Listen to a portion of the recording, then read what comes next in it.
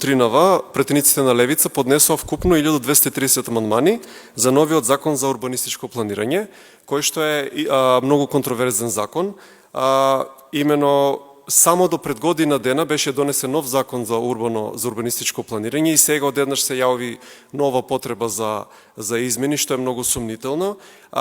Делот, да не кажам, најголем дел од стручната јавност се сомнева дека тука се работи за легализација, за олесната легализација на парцелата кај Holiday Inn, каде што главниот проблем таму е усогласување на ДУП со ГУП, тоест деталниот урбанистички план со главниот урбанистички план, и меѓу другото една од најбитните работи во овој закон е членот 35 кој што е изменет, кој што сега дозволува тие два плана, значи да не се усогласени, кој што претходно не беше случај.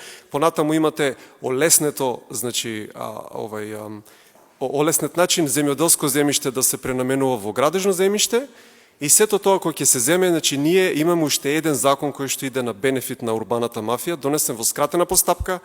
Ќе ви кажам, тоа е една книга, значи 46 страни целиот закон, ако сте го погледнале, а тие го носат во скратена постапка со објаснување дека не се работи за сложен или за обемен закон.